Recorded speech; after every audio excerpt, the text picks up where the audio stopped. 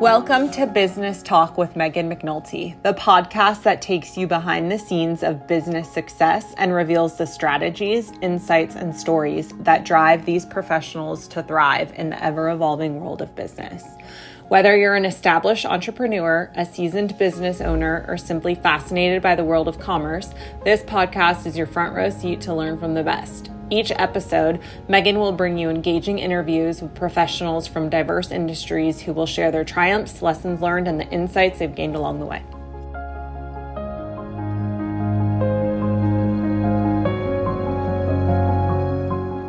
Omid Khalifeh, thank you so much for being here on my podcast. I'm excited to talk to you today about what type of law you practice, and can we kick it off with you kind of stating what you do and what your main focus is as an attorney? Yeah, sounds great. So pleasure to be here. I am, like you said, an intellectual property attorney. I'm licensed with the USPTO, which makes me a patent attorney. I have a firm in West Los Angeles that practices all areas of IP, so patents, copyrights, trademarks, both the transactional side through filings with the USPTO and patent and trademark offices all over the world, as well as the enforcement through litigation. We do that for everything from early phase companies to multinational, multi-billion dollar corporations that are publicly traded, celebrities, and just about everything in between. We've been doing that for 15 years, and it's a lot of fun. It sounds like it is. What drew you to this type of law? Why did you decide to specialize in intellectual property? So, like with most patent attorneys, I have a bachelor's degree in an area of science. For me, it happens to be neuroscience, but a lot of patent attorneys have engineering backgrounds or chemistry backgrounds or biotech backgrounds.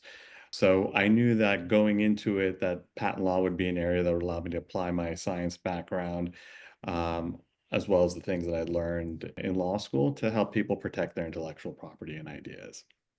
And I know I did biomedical engineering undergrad, and I was like, should I do intellectual property law? It's fascinating and extremely helpful for people that are, I guess a celebrity or an athlete or someone that's, has an idea or an invention. Can you kind of explain like why a celebrity would need an intellectual property attorney? Sure. So some of our celebrity clients will begin by registering their trademarks because they'll use their name on lots of different items, whether it be posters or mugs or garments, all across the board. And it's not uncommon to have people take your name and put it on something that you don't necessarily endorse, and you want to have a way to prevent against that. Sometimes the celebrities that we're doing that are real well-known A-list real stars, and sometimes, these days on social media, you'll develop quite a big following, and people will start misappropriating your brand by creating social media handles that kind of look a lot Yes. like yours. So that'll be one area that they'll try to protect. We represent a lot of Bravo celebrities, so a lot of the housewives, million-dollar listing Okay. agents, and yeah, so it really runs the gamut from everything from a movie star to a reality TV star to a social media influencer are all filing to protect their names. That's so interesting. I never thought about that they would need protection. I was thinking more like inventions, like a medical device or a new drug or a new, thing to put on the street so people drive safer. And when you said that, I was like, wait, celebrities do need intellectual property Totally, it attorney. kind of runs in the face of what people expect with regard to protecting brands. They don't think that your name is necessarily something that you can register and protect, but it's actually quite common. Wow. Okay. Wonderful. What do you think some of the misconceptions people have about intellectual property law? That's a really good question. I think some of the misconceptions are around what you can and can't protect. Oftentimes, people will come to us and say, "Oh, I have this wonderful idea. I haven't built it yet. So that means I can't file for a patent on it, right?" Well, there's actually no legal requirement that you actually build the thing that it is that you're trying to protect under the patent law. So the patent law is designed specifically to protect ideas. And that doesn't necessarily mean that you're required to create a working embodiment of whatever that idea is. As long as you can describe it in sufficient detail that somebody can pick up your patent application and effectively use it as an instruction manual to implement that invention, you've got what you need to file for a patent application. So I'm gonna kind of switch over to like the bigger companies too, right? So we have people that are starting companies that need intellectual property lawyers, and then big like Fortune 500 companies. Why would Mhm. they need an intellectual property attorney? Mhm. So they probably need it more than most because they have so much exposure. So their ideas are out, they're promoting them, they're using different brands that they invest a lot of money in R&D to create things that are catchy and appealing to their consumers, and they want to make sure that people don't piggyback off of the goodwill that's associated with their brand. So you'll have a brand like Nike, you don't want somebody to come along with a shoe brand and call it Nike but put a Y at the end of theirs and have their shoes on the same shelf at Foot Locker alongside the famous brand Nike, because there's a chance somebody going into a shoe store might look at the famous Nikes alongside with the imitations and think that they're related to one another. And that's something that we want to prevent under the intellectual property laws. Some other reasons would be a lot of R&D that they're doing in product development, and they don't want other people to free ride off of the effort and the money that they spend in developing those new products. And so they'll file patents to protect those. And if there's any original works of authorship like music and their advertising, they may want to file a copyright application on that, or any particular website designs or graphics, things of that nature that they don't want other people to repurpose on their own website. They'll have copyrights to protect them there. Okay. So can you kind of explain the difference to those that might not know between copyrights, trademarks, and patents? Yeah, totally. Perfect segue. So copyrights, the legalese is it's designed to protect original works of authorship, fixed in a tangible medium. And that's a fancy way of saying that it's really designed to protect art.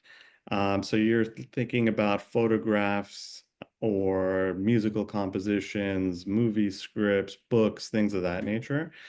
And the requirement is they have to be fixed in a tangible medium, which means that you actually have to build that thing, or you have to write that book or create that movie before it can be protected, which is differentiated from patents that we talked about earlier, where the idea in your head is all you need in order to get patent protection on that invention. For copyright, you actually have to build that thing. You have to create it, write the song, make the movie, take the photograph, then you can get copyright protection there. And then the third major pillar of IP is trademarks, and that's for branding. So anything that people associate with your brand, that could be the name like Nike, but it could also be an image like the swoosh. It may be a tagline like just do it. It could be a jingle that you have. So yeah, anything, sometimes it can be as straightforward as a color. So anything that people look at and then associate with your brand, that can be protected under the trademark laws. Okay. Okay. And then what about patents? Patents are for inventions. So Okay. anything that has utility, performs a function. Like I said before, no legal requirement that you actually build it. It just has to be something new that didn't exist before. It solves a problem that other people didn't think to solve in that particular way. You could file a patent application on that. There's another type of patent that's called a design patent application, which is used to protect the ornamental appearance of the invention.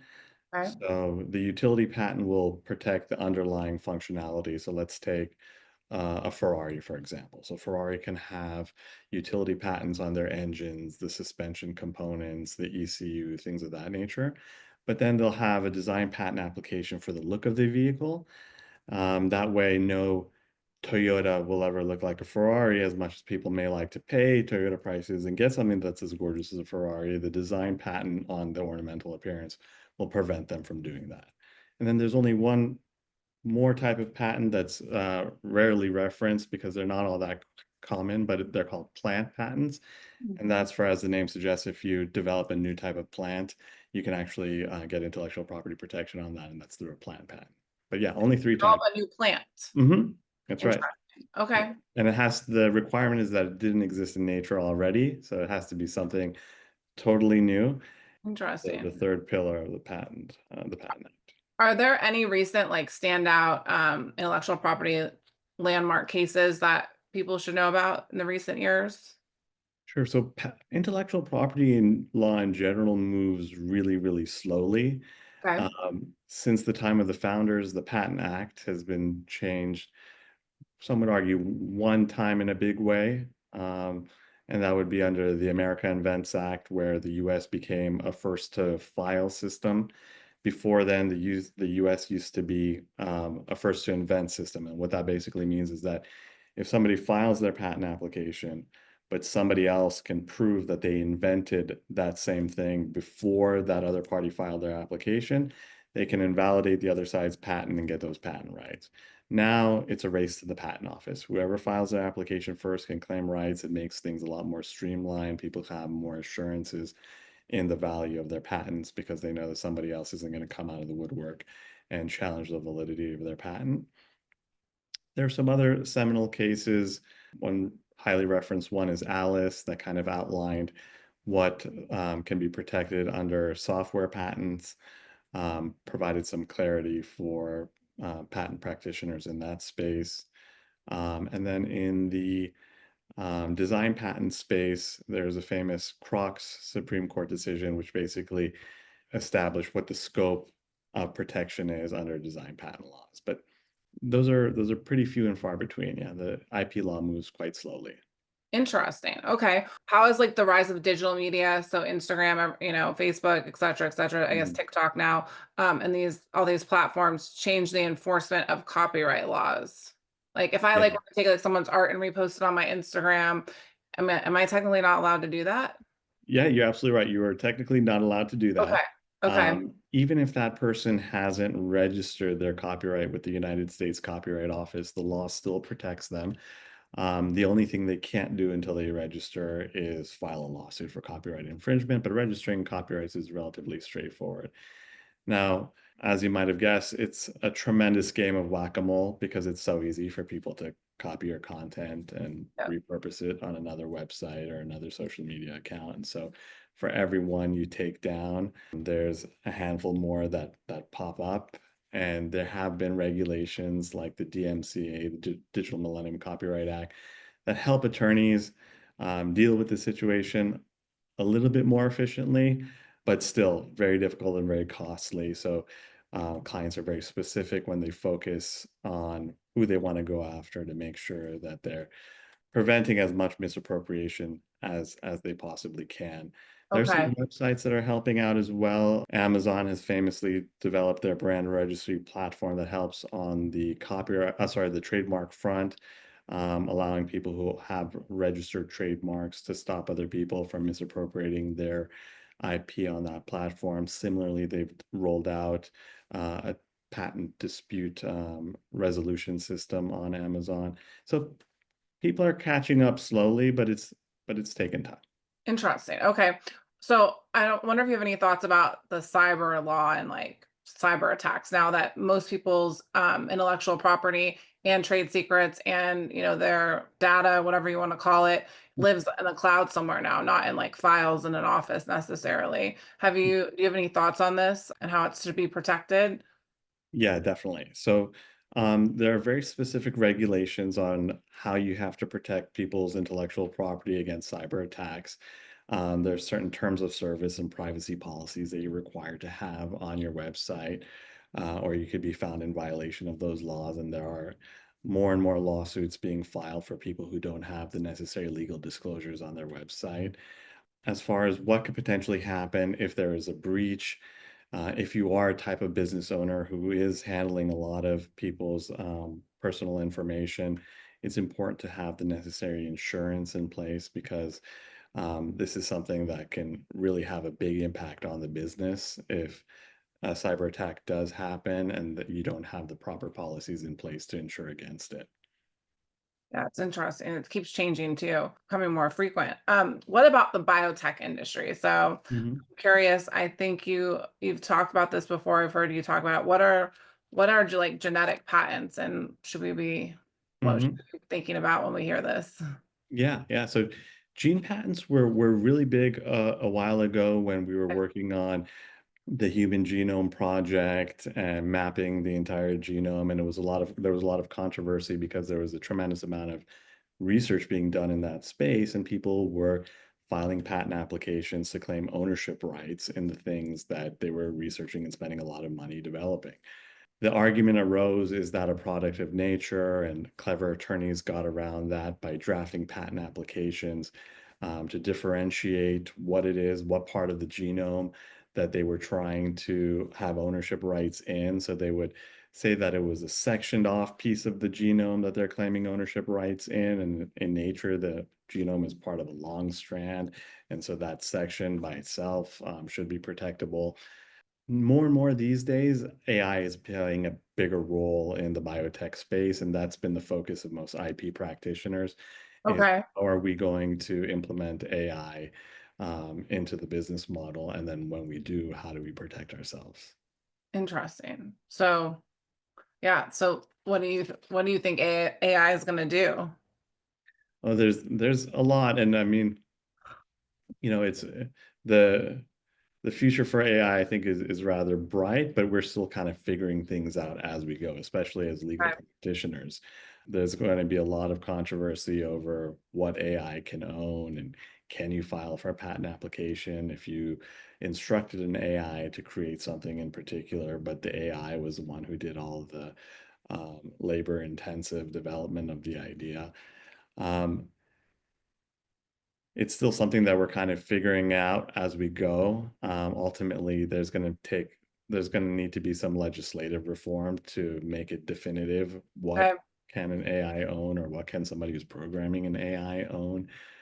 Um, The patent office has been trying to give us some guidance, but we're still kind of feeling our way through the dark and trying to figure out what it is that's protectable and what is not. I know you do litigation as well. What if you have a person working for you and they're a part of, learning your trade secrets, or I don't know if that's the right term, but learning, how you guys do things, and they go to a different company and take those. Like, would Mhm. someone hire an intellectual property attorney to go after them? Yeah, unfortunately, trade secret violations happen all the time in situations just as you described. Somebody leaves one business, goes to another business, and shares some of the secrets that they learned along the way to the new business owner that benefits them. Trade secret law is unique from patents, copyrights, and trademarks in the sense that there's no registration that attaches to it. You can't go to the trademark office and register your trade secrets, or the patent office. They are inherently a secret. You haven't disclosed them to anybody. So one of the challenges that arises in trade secret litigation is how do you establish that something is actually a secret? So companies have to go to great lengths to establish that they've gone over and above to keep whatever it is that's been leaked out a secret. And sometimes that's NDAs with all the people that they work with. Sometimes it's special software that they use to prevent leaks. Sometimes it's security monitoring systems. But they really have to establish to the court that we've spent a tremendous amount of money keeping these ideas safe, and the court should afford us protection against other people misappropriating those secrets. Oh, wow. Okay, what if the person like worked at a US company and now is working at a company in China? How do you go after them if they've left the country? That's a very, very good question. So what you can and cannot do when somebody misappropriates your intellectual property overseas is going to be governed by agreements between those two countries. And that's directly affected by the administration who's in Okay. office at the time that there was a violation. So, under certain administrations, intellectual property overseas is taken very seriously, and agreements are reached between the nations to Okay. really enforce intellectual property rights. Sometimes that falls by the wayside, and then it's picked up again when another administration enters office. So there's going to be a high degree of variability there when it comes to international IP. Interesting. It's like kind of it's could be out of someone's control too. So you have to hopefully trust people, but I don't know. Yeah. So specifically like entrepreneurs, do you have any opinions on what you think they should be paying attention to when it comes to their intellectual property of the businesses they're forming? Yeah, so entrepreneurs, what they focus their attention on will vary on where that particular business is in its life cycle. So early on in the infancy of the business, intellectual property is sometimes shelved because of the fact that it's pretty expensive and you have other priorities. You want to spend money on getting the product developed and out on the Yep. market and make sure that people know about it, and advertising is tremendously expensive. So oftentimes, early phase companies will come to you at a point where it's a little bit too late. They'll get a cease and desist letter in the mail, somebody saying, "Oh, your brand name is a lot like ours, and we have trademark registration, and you don't, and here you are, have spent millions of dollars on promoting this product under this one name. Are you going to have to go through the trouble of rebranding, or can we reach a settlement or licensing arrangement?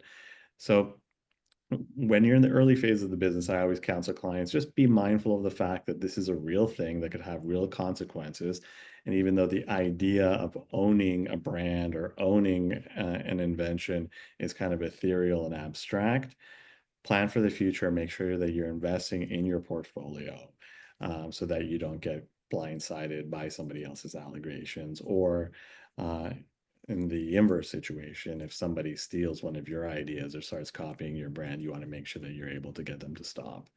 So that's an important piece of it. And then the other important piece is to make sure that you're putting money aside to defend against allegations of infringement. That's something that oftentimes will cause companies to go under, is that you'll have a bigger company with a bigger budget making allegations against you, and they know that you're not going to be able to afford to defend yourself. So even if you may successfully be able to litigate that case, unfortunately, if you don't have the resources to defend yourself in court, you may be out of the market or be forced to sell or have to bring in other investments that you other investors that you otherwise wouldn't be inclined to do, because you can't afford to defend yourself in the litigation. That's not all that common. That's good advice.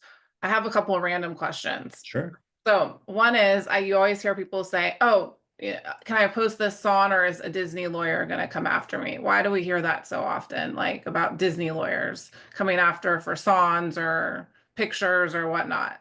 Well, that's because Disney lawyers are doing something right. They're putting Okay. out there that you should be mindful of their clients' intellectual property rights, Okay. and if there's a misappropriation, there's a good chance that they're going to be coming after you. So, I feel uh, like it's a constant joke. You hear it on, movies and TV too. You're like, what?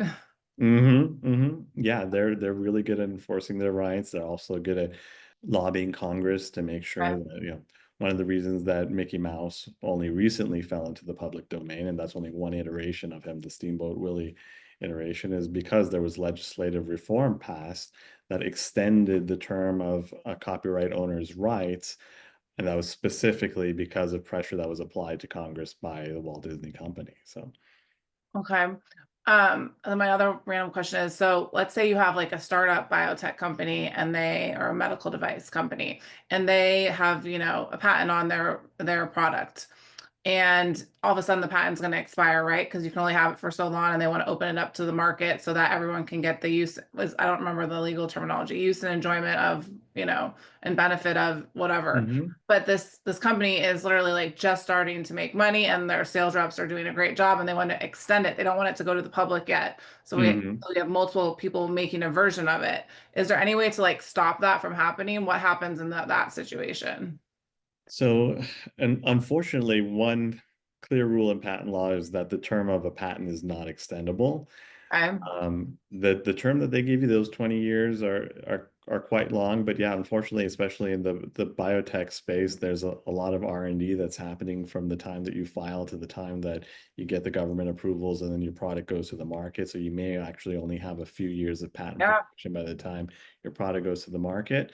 And that's one of the reasons why they start making minor modifications. You'll hear famously that you'll have the 12-hour acting version of the medicine, but now there's the 24-hour version. And that's one way that Ah. they use to extend the term of the patent, because that's technically a different chemical composition that they're now getting additional patent protection on. I see. Okay. I did not know that. I have focused on estate planning law, and I'm curious, what if I came up with my own like trust or way to my strategy that I think was excellent. Can I trademark, or is that the right trademark my strategy? If you were to pursue some sort of intellectual property on the strategy, that would likely fall within the purview of the patent law. Okay. But the process by itself would probably not be something that's patentable if it's something that people can process in their mind and implement without the use of a tool. That Alice case that we talked about earlier, one of the seminal patent cases, kind of helped us understand better how tangible the idea has to actually be.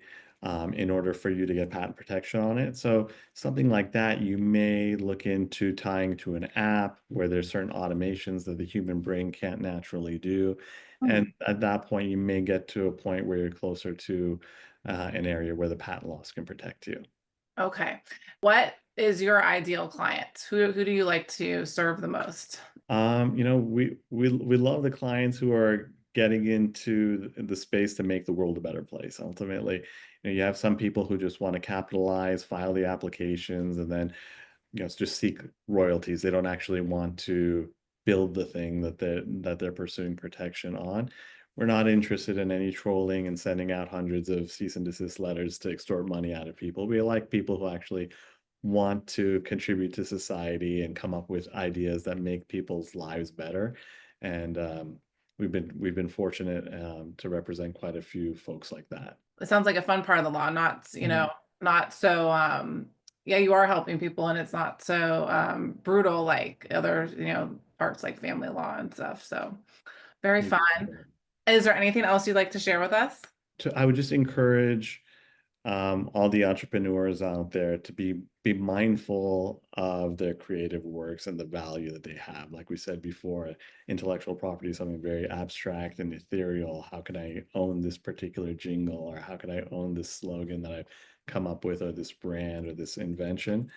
But there are ways to do that. So if you have something that you think that's unique to you, consult with an attorney who's experienced in that space and get the appropriate guidance before it's too late, because the clock really is ticking. In the United States, you only have 1 year from the date that you first share your idea publicly to the date that you're allowed to file for a patent on it, or it falls into the public domain.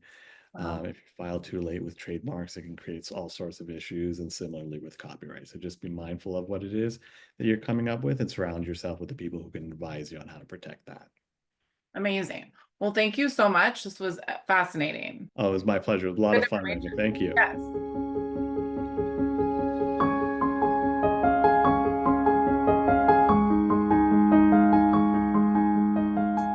If you've enjoyed today's episode, please consider subscribing to the Business Talk podcast and leaving us a review on your favorite podcast platform. Your feedback helps us grow and improve. Thank you for joining us today. This has been another episode of Business Talk with Meghan McNulty.